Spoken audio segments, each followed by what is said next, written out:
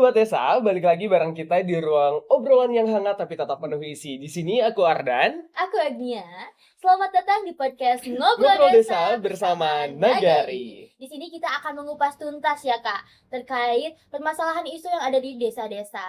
Baik, Agnia, benar sekali. Jadi bahwasanya kita sudah kedatangan juga para tamu dan juga tokoh-tokoh yang sangat sesuai sekali untuk pembangunan desa gitu. Betul. Oke, mungkin tak kenal maka tak sayang, mari kita berkenalan. Mungkin boleh dari Ibu yang Oke. Mbak, Oke, halo semua. Perkenalkan nama saya Elvi. Saya selaku kepala desa dari Ringgaraja. Halo, Mbak Elvi. Semua. Oke, halo semuanya. Perkenalkan, nama saya Permana Satriawan. Di sini saya sebagai penganalisis sekaligus penyuluh di Desa Linggaraja. Halo Mas Permana. Salam kenal. Oke semuanya, perkenalkan nama saya Kayu Saji Ada Sabila. Saya ini seorang project developer yang dimana kebetulan saya turun mapan di desanya Mbak Elvi, yaitu di Desa Linggaraja, Tasikmalaya. oke. Salam kenal juga. Oke, halo semuanya. Perkenalkan aku Hana dari Dinas Sosial. Oke, halo Kak Hana. Oke, mungkin aku penasaran nih, apa sih masalah utama yang ada di Desa Linggaraja sendiri? Oke, untuk pertanyaan tersebut izinkan saya untuk menjawab. Kebetulan saya ini project developer di mana saya bertugas untuk bisa membuat perencanaan dan pelaksanaan pembangunan di desa, terus mengorganisasi masyarakatnya. Nah, kebetulan sebelum saya turun lapang kemarin itu saya membaca 3 bahan bacaan ya teman-teman semuanya, yaitu ada 2 artikel dan 1 jurnal yang saya baca itu. Dan untuk artikel yang pertama itu ada lampu kuning Indonesia dari desa nih teman-teman. Jadi di bahan bacaan ini tuh kita kenapa sih permasalahan-permasalahan di desa tuh masih terus berlanjut. Nah, di artikel ini disebutkan bahwa ukuran-ukuran sensitif pembangunan saat ini khususnya di Indonesia berada di bawah angka normal. Sehingga desa itu memberikan lampu kuning atau lampu hati-hati kepada Indonesia. Sehingga kita harus bisa menyiapkan persiapan atau perencanaan agar desa ini bisa semakin maju gitu. Nah, untuk selanjutnya itu saya membaca artikel Superhero Indonesia, Desa Data Presisi dan Pemuda. Ini tuh perlu diakui ya bahwa saat ini desa tuh masih terbelenggu oleh berbagai masalah.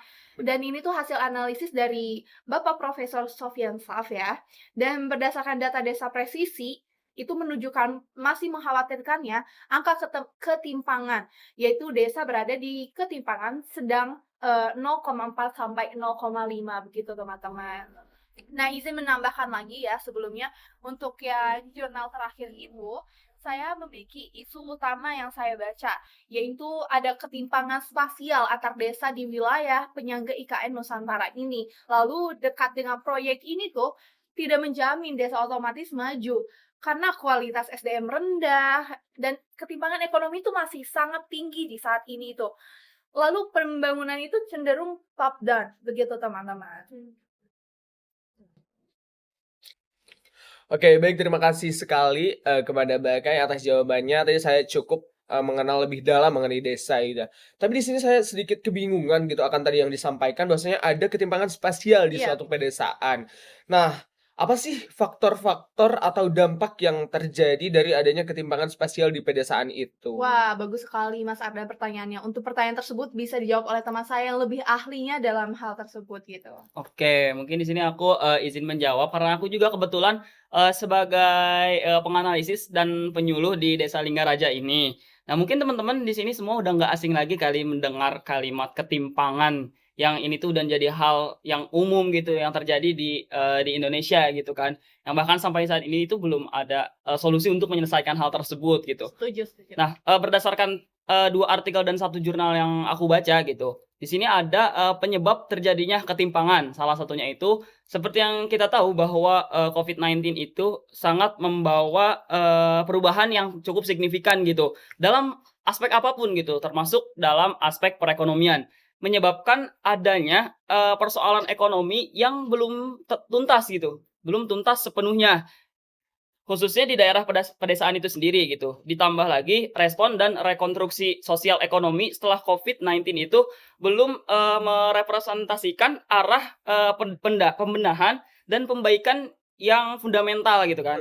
Terus ditambah juga tumbangnya banyak sektor ekonomi formal, pariwisata dan lain sebagainya yang menyebabkan terjadinya pengangguran terbuka seperti itu.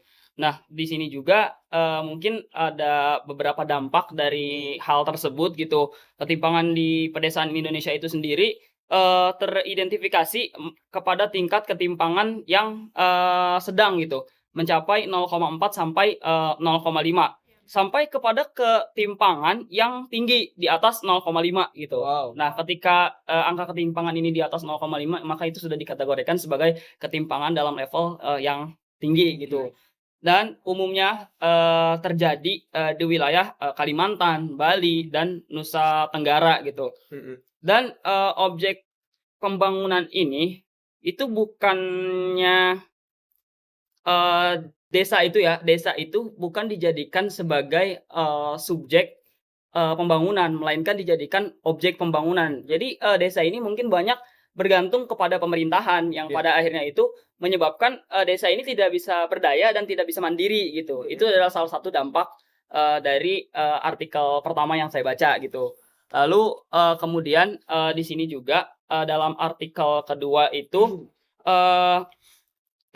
teridentifikasi juga kepada tingkat ketimpangan sedang, yaitu mencapai 0,4 sampai 0,5 yang tadi saya sudah sebutkan. Lalu di sini juga terdapat akses atau pembangunan yang tidak merata gitu, khususnya di Iya. daerah pedesaan-pedesaan itu sendiri gitu, yang mengakibatkan terjadinya pengangguran di mana-mana, pendidikan juga sulit gitu kan.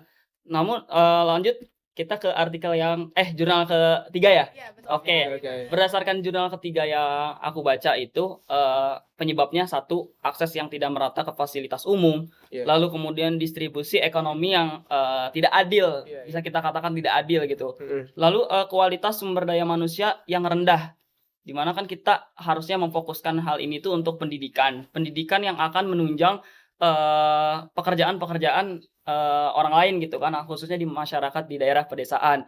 Dan juga kebijakan top down yang tadi sudah disebutkan, betul kan? Saya setuju. Dan kebijakan top down ini itu menyebabkan kurangnya partisipasi masyarakat di daerah pedesaan tersebut. Oke. Mungkin itu sih yang Jadi sangat berdampak sekali ya Dan ketimpangan banyak tersebut. sekali ya faktor-faktornya. Ada dari ketimpangan sosial ini tuh sehingga Indonesia dikatakan diberikan lampu kuning mungkin ya, Iya, berhati-hati iya. karena Iya. ada Pengangguran, terus sekolah-sekolah yang kurang gitu aksesnya. ya. Nah, tapi penasaran nih dari pihak-pihak terkait mungkin apa yang sudah dilakukan atau diberikan? Oke, mungkin dari pemerintah sendiri itu belum mewujudkan langkah konkret gitu sendiri. Karena yang kita tahu juga COVID-19 ini sangat membawa dampak yang cukup berat gitu. Dan pemerintah pun merespon hal itu tuh sangat lambat gitu. Mm-mm. Sehingga sekarang tuh banyak sekali pengangguran yang terjadi di mana-mana gitu kan. Iya, iya. Hal yang sekarang mungkin bisa saya tawarkan itu untuk mengatasi ketimpangan ini, pemerintah juga harus melakukan pemerataan akses, khususnya dalam akses pendidikan. Karena sekarang teman-teman mungkin akan sulit sekali gitu mencari pekerjaan tanpa adanya background dari pendidikan. Betul sekali. Iya, betul. Dimana syarat pekerjaan tuh sangat tinggi-tinggi sekali, minimal pengalaman kerjanya atau mungkin Pendidikan. Pendidikannya. Benar Penting. juga.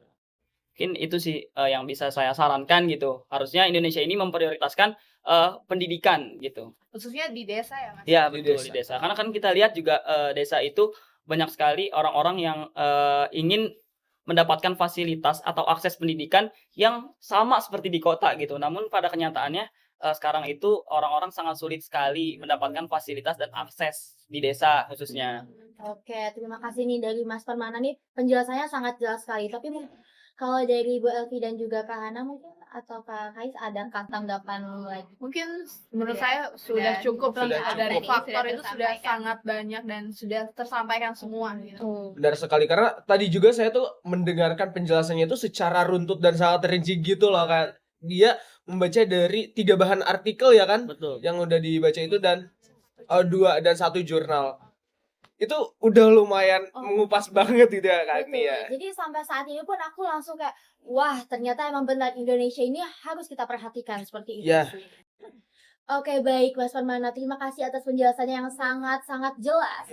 Tapi mungkin, saya ingin bertanya kepada Bu Elvi sendiri sebagai, Bu Kades, bagaimana nih, Bu? Oke, jadi tadi kita kan udah tahu ya peringatan lampu kuning, yang berarti kita harus hati-hati. Juga pembangunan tuh harus secara lebih inklusif dan berkelanjutan. Jadi, desa itu nggak jadi korban ya dalam pembangunan yang serampangan ini.